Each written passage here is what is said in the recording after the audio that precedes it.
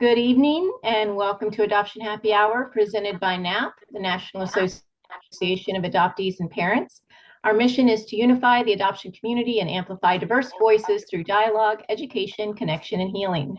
I'm Patricia Knight Meyer, and I have the privilege of being your third Friday Happy Hour host. I'm joined tonight by NAAP board members Beth Sturry and Jennifer Falsing. We're delighted to welcome attendees from across the country and around the world. Whether you've been part of this community for years or are just joining us for the very first time, we're grateful you're here. Please feel free to introduce yourself in the chat and let us know where you're joining from. Please remain on mute and raise your hand on screen or the virtual hand to be recognized. You may post your questions and comments in chat. If you are experiencing a serious mental health event or suicidal thoughts, please contact a licensed professional or the National Suicide Prevention Lifeline by dialing 988. This is a public meeting with no guarantee that information or identity is confidential, and portions of this event are recorded and may be shared in our private happy hour group on Facebook and our YouTube channel. Before we begin with tonight's guest, we have just a few housekeeping notes to share. And also one more thing, if you don't follow us, please do go to the happy hour group on Facebook and join us, and also follow us on YouTube. Now, I believe Beth has some announcements to make. Yes, I do. Okay, I believe we have some people tonight who have never been with us on Happy Hour. So we want to be sure and let you know about all of the programming that we have here. Happy Hour comes to you the first and the third Friday night of each month, and we have a variety of guests, a variety of topics, and we always have a really good time with our adoption community. We also have a reunion group, Putting Yourself Together After Reunion, hosted by Dr. Joyce, and that group meets generally the second Tuesday, occasionally the third Tuesday. Dr. Joyce fits us into her schedule every month, and a wealth of information about how to navigate reunion. We also have First Families, Birth Parents Journeying Together, and that group is facilitated by Amy Seek, and they meet the second Thursday of each month. And then we round out the month on the fourth Thursday of each month with Dr. Liz DeBetta, Migrating Toward Wholeness, Rewriting Adoption Narratives in the Constellation. That group will meet next week, and then we will start over again in July. I do want to let you know we will not be meeting on July 4th. So we will only have one happy hour in July, and that will be the third Friday night. And that's it for me. Yep, and a note to that also is that third Friday will actually be covered by Greg Gentry, who usually does the first Fridays. Greg is taking July, and I am taking his slots in August. So I will be away giving a talk at an adoptee and their parents' camps. So unfortunately, I won't be able to be here for that event. Tonight, we are spending time with BK Kate Jackson and a few of the contributors to their new book, Relative Strangers, Inheritance, Identity, and the Meaning of Kinship. It's an anthology that Kate curated and edited, and reading for us tonight is Lisa Grunberger, Michelle Dawson-Aber, sorry, I probably messed that up, and Dana Schmidt. Sorry, guys. And first, we're going to start off with Kate. Kate, I'm going to read bios of these folks who are joining us. Kate Jackson is an author, a developmental editor, and a certified book coach, as well as a journalist with bylines in Huffington Post, the Los Angeles Times, The Sun, Survivor Lit, Whale Road Review, Hippocampus Magazine, Wired, and more. She earned a BA and an MA from UCLA. Kate is the founder and editor of Severance, a magazine and community for adoptees and individuals who've discovered misattributed parentage, and she's currently revising a memoir about maternal abandonment and family secrets. She lives in Milford, Pennsylvania. Joining Kate tonight to read from the anthology are three wonderful contributors. Lisa Grunberger is a Temple University professor and a first-generation American artist. Her poetry book, For the Future of Girls, was nominated for an Eric Hoffer Independent Book Award. Her work has appeared in the New York Times, Bridges, a Jewish feminist journal, the Southern Review, Newsday, and Mana Songs, Stories of Jewish Culture and Heritage. Her play, Almost Pregnant, about Jewish identity, motherhood, and assisted reproductive technologies, premiered at the Philadelphia Fringe Festival, and she's currently working on a memoir called Me and My Makers, a memoir of genes, Jews, and love.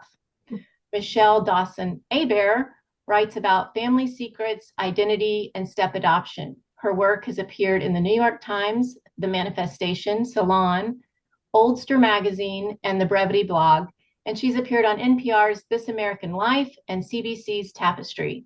Her Substack, Who's My Daddy, explores the links between identity and having one unknown birth parent, and she also interviews writers for Hippocampus Magazine. When she's not writing, Michelle is a ceramic artist and worker advocate. She lives in Toronto, Canada.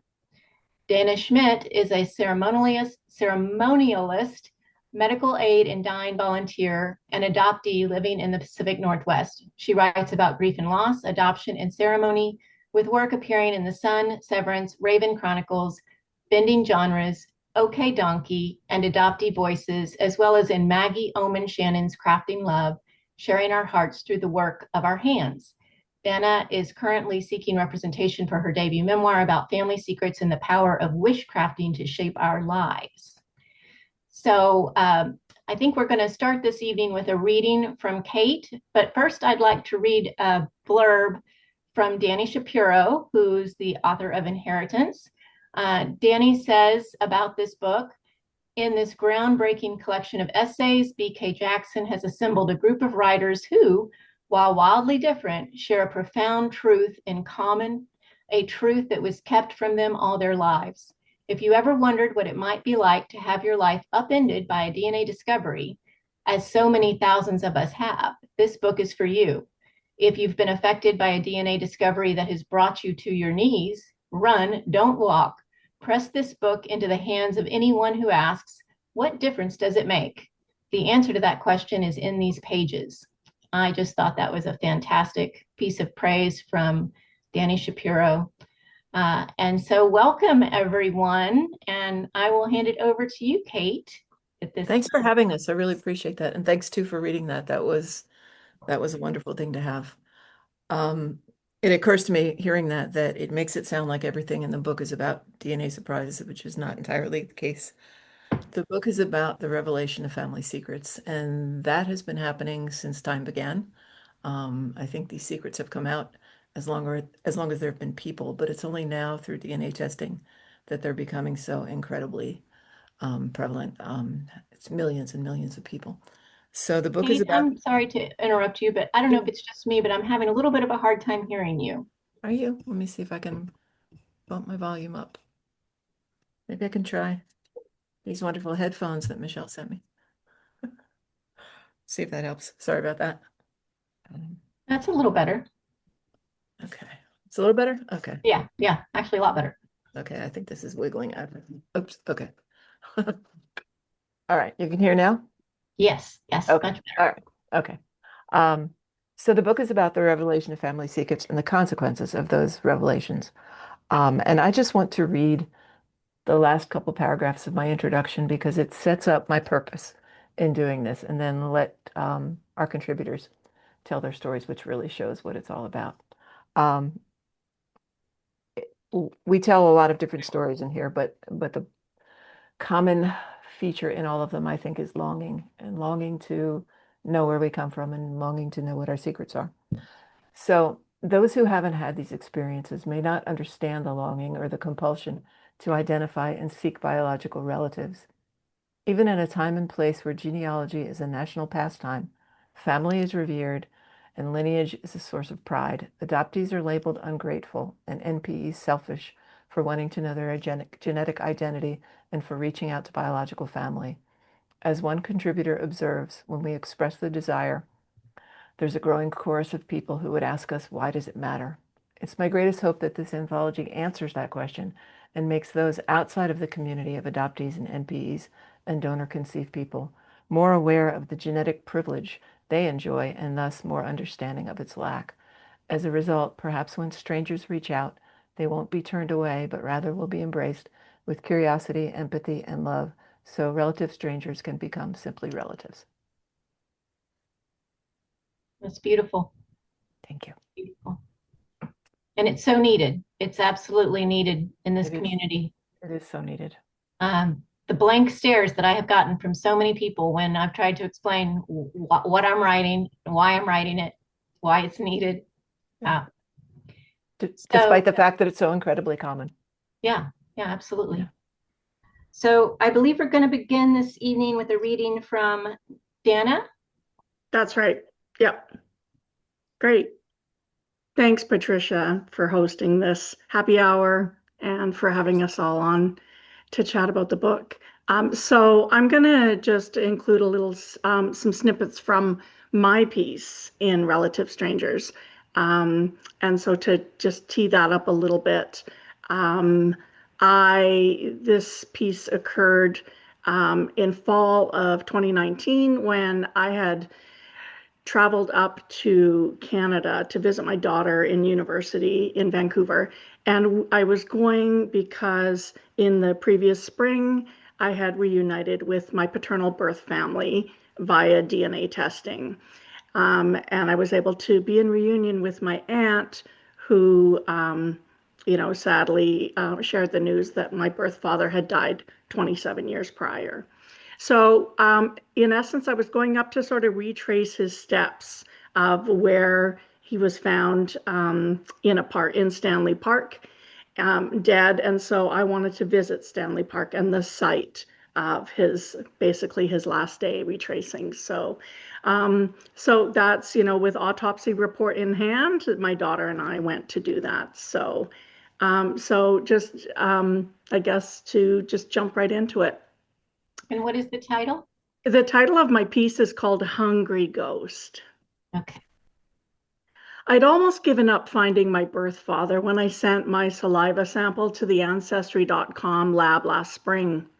An email confirmation weeks later of a first cousin match and full name sparked a flurry of calls and emails. Within days, my cousin had put me in touch with his aunt, our aunt. She was delighted to welcome me into the family, but saddened to be the bearer of tragic news. Her brother had died mysteriously a quarter century before.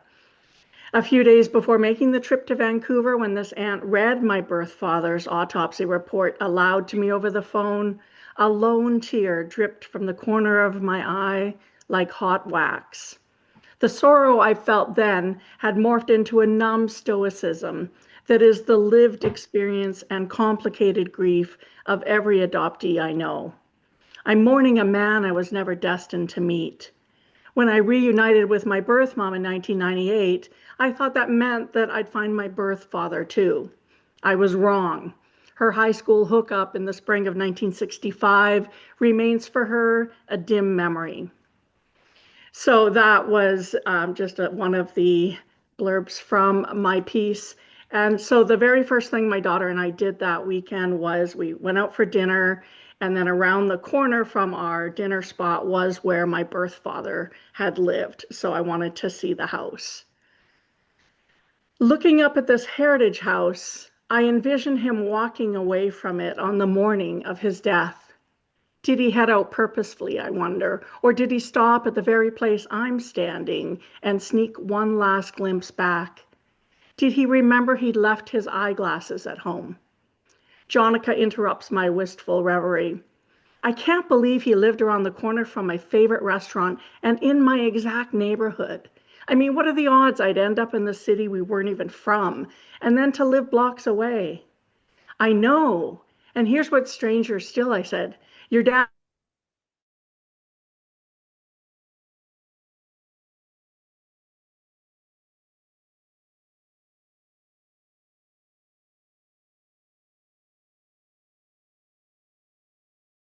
would have been Joe's 42nd birthday. We would have driven right by the woods, not even 100 feet from where they'd later find. Speaking the words aloud sends a spark of astonishment up my spine. What a cruel and surreal joke that our lives entwined again, albeit unknowingly, in those fresh hours and days following his death. It's as though life had punctuated the calendar of time with a pushpin, doubling back on itself as if to say, pay attention to these dates and places you once dismissed as ordinary.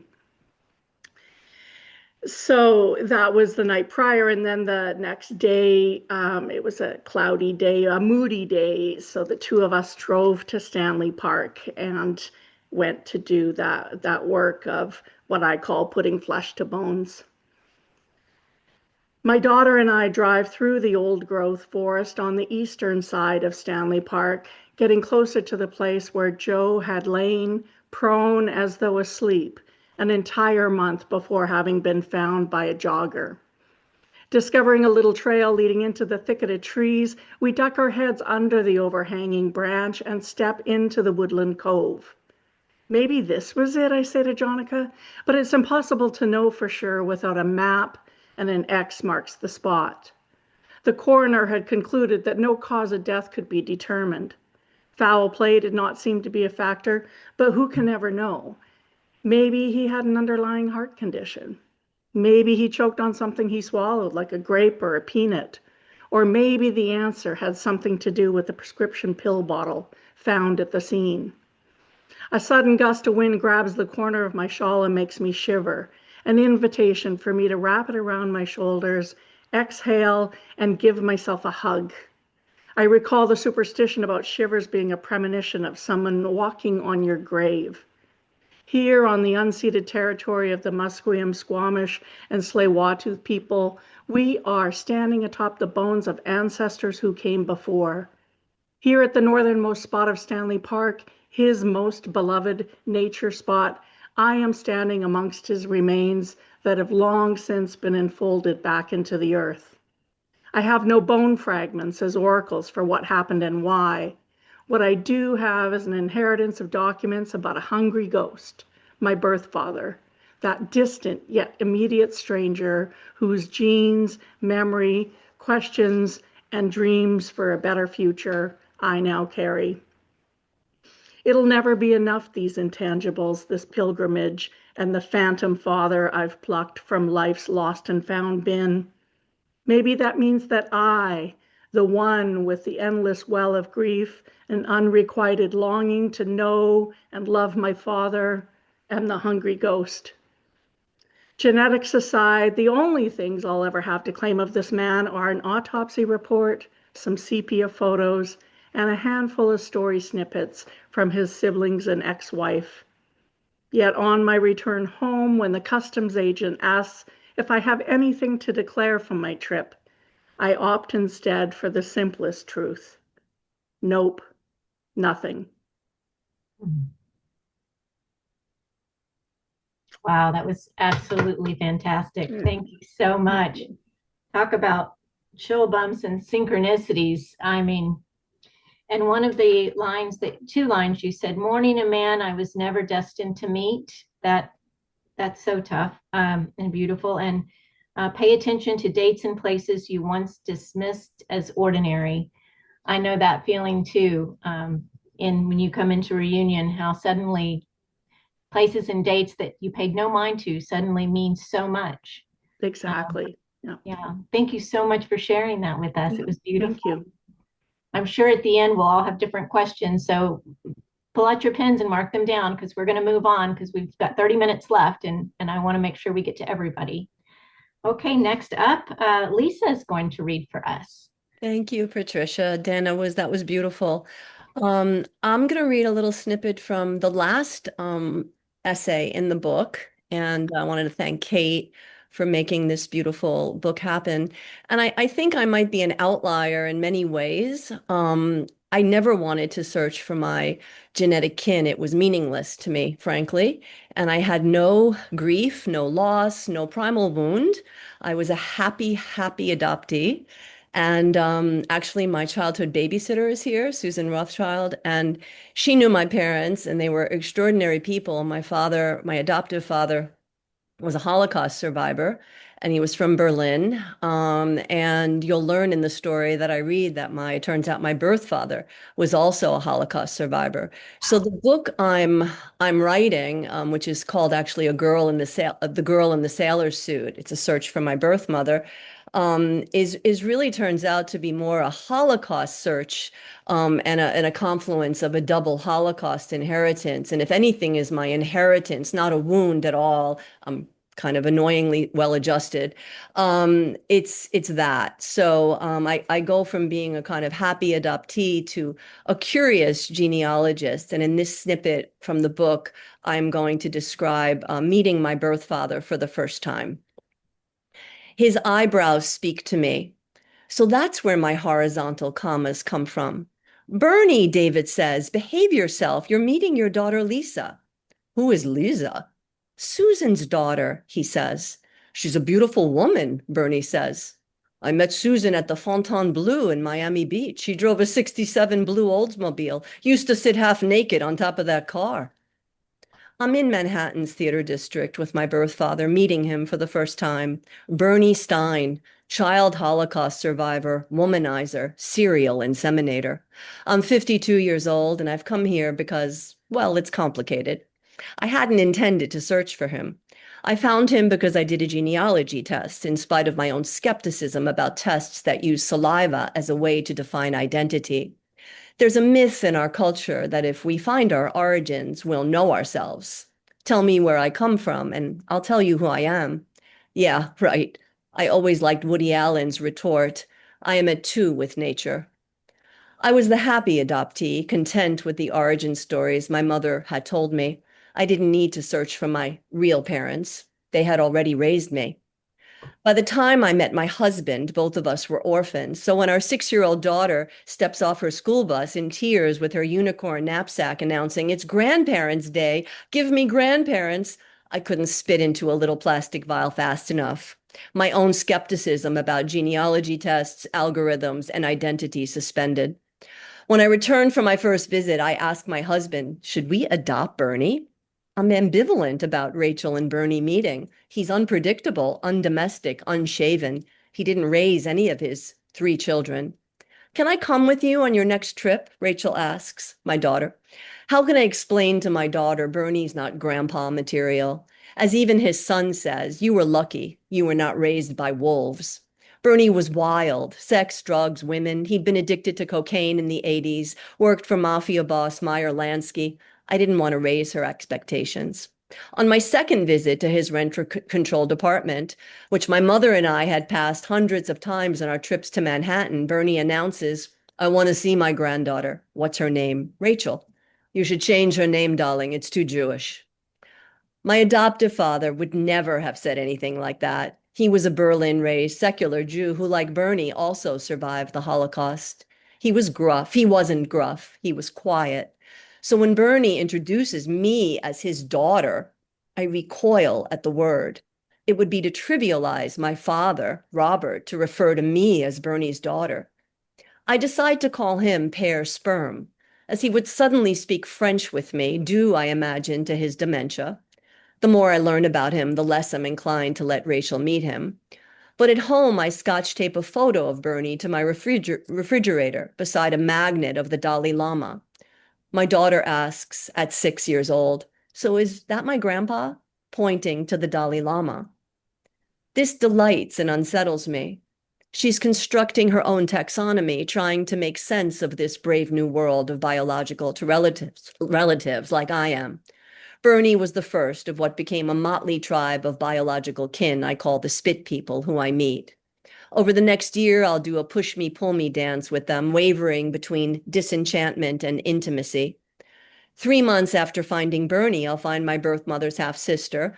And on the plane, my daughter asks me, what's a relative? In Chicago, where I meet another half-sibling, a younger sister, she asks, are you still an only child? On my third visit, I ask Bernie again, what do you remember about my birth mother, Susan? That was hundreds of womens ago, darling. She was zaftig. I savor these minor details. though I'm increasingly perplexed at how invested I'd become in the fate of my genetic kin, especially Susan. And I'll just skip to this section.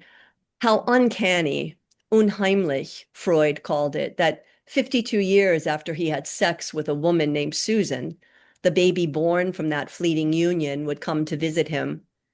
I want to hold on to this uncanniness, not domesticate it. I want to hold on to the strangeness of knowing my birth father after 52 years, and how I didn't really have a place for him inside my life, but had to work hard to carve one out. It's not natural to find your birth father after half a century. Rachel turns 7 in a few days. We're lying on her loft bed, looking at the stars stuck to her ceiling. "Where do we come from, Mommy?" she asks, not for the first time. Rachel's questions about origins go beyond sperm meets egg. They're more existential than biological. Kids are natural wanderers. They don't yet know their place in the world, so they question everything. That's what I love about children. They help adults see the world more expansively and creatively. We get stuck in our narrow categories. We mistake biology for identity. We make distinctions between who our real parents are and who is fake. This impoverishes our relationships, trivializes our connections. Children help us see the world differently. Bless them. "We have to go to Poland, Lisa." Bernie calls me in a panic. My father left me a small portion from the factory. He's confused, thinks it's 1943 during the war. His dementia is getting worse. And I'll close with this. I go see him, not because he's my biological father, but because I was raised to be kind. Visiting a sick man is a mitzvah. It's what my mother Rachel would have done and would want me to do. I bring him a lox sandwich, chocolate rugelach from Zabar's, a hot cup of coffee from Starbucks with milk, no sugar, just the way he likes it. Thanks, everybody. Thank you, Lisa. That was fantastic. Beautiful tribute to your birth father. Thank you. Beautiful. Yeah. And more synchronicities too. Wow. Both fathers being survivors. That's amazing. Thank you, Patricia. And I'm so sorry that he suffered from Alzheimer's. I think that when we when we go into a reunion, one of the things we want or hope for, even though you were the happy adoptee, is their stories and their memories. And I don't know how much that might have limited your ability to learn more about who he really was. But we'll ask some more questions as we get further on. Let's move on now to Michelle. We'll have a reading from Michelle next. Thank you, Patricia, and thank you for inviting me. My name is Michelle Dawson-Haber. I'm going to read from my essay called Yes, My Story, An Awakening.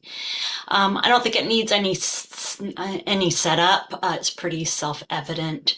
The only thing I'll say is my essay is constructed into 7 different parts, and each part represents a different way of telling my story. And so I have headings preceding each part, which tells the reader which version, and I'll go like this, of the story I'm telling. So I'm going to read to you 3 and a bit tonight. And just before I start, the text has one word that's crossed out, and when I get there, I'll just go like this. And my intent there was to signal that the sentence can be understood with or without that word. There was a story of a man that was not supposed to be told. It stayed a secret for a long time. Too long. The short version. I'd like to say it was my mother's fault for choosing to remain silent. I'd like to say other adults in the know, and there were many, should have made different choices about what information to withhold. I'd like to say times were different then. I'd like to say I was just a child, and all of that would be true. But I'd also convinced myself it was not my story. I'd decided the existence of my birth father, who died by suicide when I was an infant, had no relevance to my life. I decided my adoptive stepfather was my only daddy and that I would never, ever give him the impression that I wished for someone else. I decided my role was to help my older sister overcome her longing for our father, whom she thought she should remember but didn't. I decided the details of my mother's previous marriage to my birth father, marred as it was by trauma, were not my business. I decided never to ask any questions that might make my mother cry. I decided to be the clean slate in my family where I looked like no one. I would be the untarred connection between old family and new. I would hold everyone together. And all these unuttered, unthought ideas became part of my story, non-story. Then, 5 decades after his death, I heard my birth father's voice, and for the first time I understood I was not whole. I had only a partial story I could tell about myself, a story that echoed the feeling of incompleteness I'd carried my whole life. Now I'm going to tell you the fairy tale version, which I will read in a talking to a child storytelling voice. Once upon a time, many years ago, a baby girl is born. Her older sister is 5. She has a mother who is on tranquilizers, seeing a psychiatrist, and fooling around with a fellow English lit classmate. She has a father who has moved to another apartment. He is also seeing a psychiatrist for depression.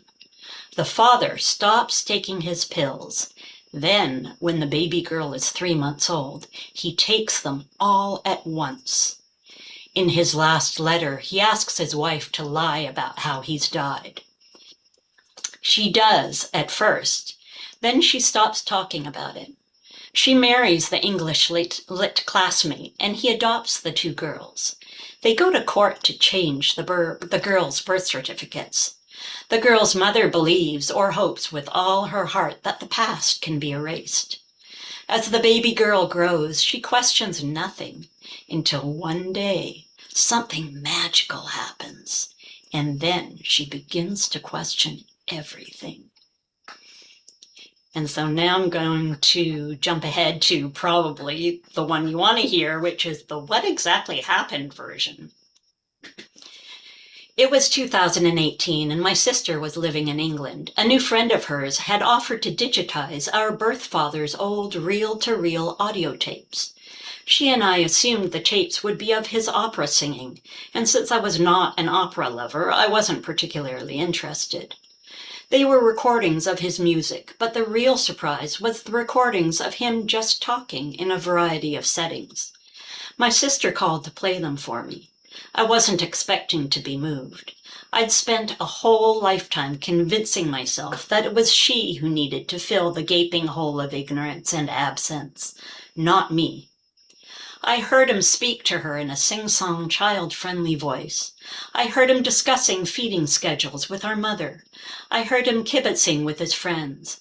It was the voice of someone unknown to me, and it was the voice of the man responsible for giving me life. I felt my eyes lose their focus and the ambient air swirl and churn. As if a high-pressure tap had opened, my blood coursed through every vein and artery of my suddenly conscious body in a rush of awe, recognition, and grief. Hearing him speak, I could no longer deny the enormity of all I'd lost. A life together, his name, his history, and the me that could have been. This was the moment I realized my pre-step adoption history was relevant and that I deserved to know as much as possible. I embarked on a quest to find out all I could about the man my mother had refused to talk about. I became obsessed. My search took over my waking hours and my dreams. I couldn't understand what was driving me. Why was I so obsessed? What did I hope would change? What did any of this have to do with me? And now I'll take you to the very last version, which is called Postscript, the moral. It is 2 lines. Everyone has the right to their origin story, and they can tell it however they want. Thank you. Well, that's a fantastic last line right there. Thank And you. I love the child voice is a really powerful device for delivering those super hard truths. That it the dichotomy of the words and the tone Mhm. really brings chill bumps. Really does. I'm glad that worked. Thank Yeah, you. yeah, I really like that. Okay, so before we open up for questions, I have a few questions of my own. And the first I would like to start with is for Kate to tell us a little bit about how this anthology came together and how you came up with the idea for this and how you found all of your fantastic writers. Well, the idea, of course, came from my life. Um, Thanks to my mother and her secrets and lies. I was gifted 10 relative strangers in my life, um, a biological father and a whole bunch of brothers and sisters. And um, when I started Severance, I realized how important storytelling was. And people send me their stories. And I think those stories are, if not healing, they're empowering other people to tell their truths. And I wanted to create a literary anthology where established writers and memoirists could tell these stories. And I was aware of some. I knew of some of these stories to begin with. And we put out a call for submissions, and I got a whole bunch more. It was very difficult to choose from all these stories. Um, and the challenge was to try to put together a collection that dealt with the whole breadth of the emotions, because as you know, it's very complicated. There are so many issues and so many emotions that go along with these stories and so many aspects. There's rejection and joy of connection and messy reunions and identity disruption. And I wanted to try and find all of those things in these stories. And I hope I did. I think I did. That's fantastic. And thank you so much. Mhm. I'm very much looking forward to reading all of it. Do you want to also tell us quickly all the places that folks can get the book? I know we might have a link in here, but Yeah. and also Um, we want to leave a reminder to please if do get the book and do leave a review. Reviews are oh, so much on Goodreads, on Amazon. thank you for that. Thank you for that. I'm not sure the book is on Goodreads, but Amazon reviews would be wonderful. That would be really Okay. helpful. And they don't have to be massive. A word, a line, and a hopefully 5 stars would be great.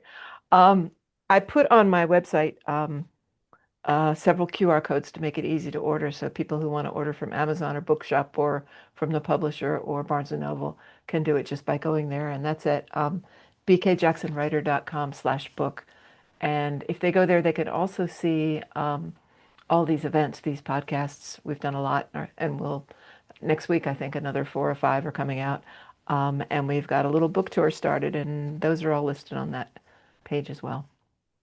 And can Yeah, I that was just actually add, it's also on Amazon Canada for Right. Canadian. That's right. Thank you. It is Yeah. on Amazon Canada, and maybe I that can. was one of my next questions is do you guys have a book like a live reading book tour planned? Are you going to get together and go to some places?